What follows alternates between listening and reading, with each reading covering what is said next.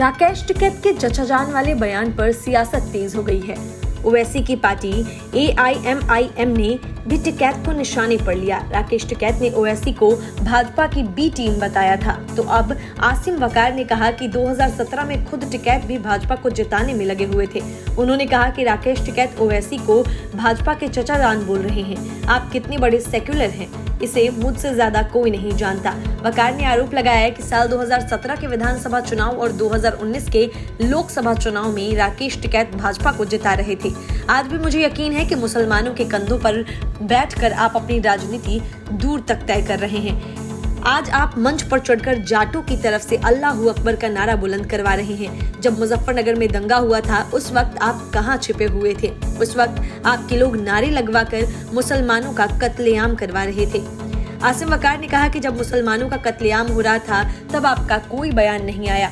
यकीन से कह रहा हूं कि 2022 में चुनाव में तय हो जाएगा कि राकेश टिकैत बीजेपी की पिच पर उसी के गेंद और बल्ले के साथ खेल रहे हैं। मुझे तो यह भी शक है कि आप अभी भी भाजपा के लिए काम कर रहे हैं और वक्त आने पर अपने कैंडिडेट उतार देंगे और वोटों का ध्रुवीकरण कर देंगे। ओवैसी की पार्टी के प्रवक्ता ने ये गंभीर आरोप तब लगाए हैं जब राकेश टिकैत ने उन्हें भाजपा का चचाजान बता दिया था। उन्होंने कहा कि ओवैसी भाजपा की बी टीम है और अब खूब गाली गलौज होगी। एक भी केस दर्ज नहीं किया जाएगा और ये भाजपा को जिता कर ले जाएंगे। उत्तर प्रदेश के विधानसभा चुनाव से पहले यहाँ ओवैसी एक्टिव हैं। बीते दिनों वह जनसभा करने के लिए अयोध्या भी पहुंचे थे।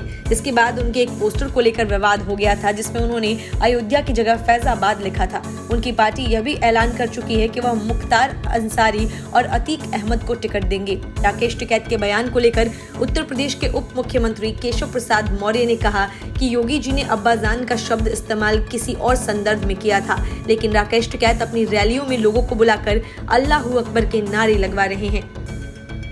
केशव प्रसाद मौर्य ने कहा कि उत्तर प्रदेश तुष्टीकरण की राजनीति से काफी दूर जा चुका है और 2022 का चुनाव विकास के मुद्दे पर होगा। सपा, बसपा, कांग्रेस और ओवैसी के लोग ध्रुवीकरण की कोशिश जरूर करेंगे, लेकिन इसका कोई फायदा नहीं होगा। बीजेपी नेता ने कहा कि किसान आंदोलन चुनाव आंदोलन बन चुका है।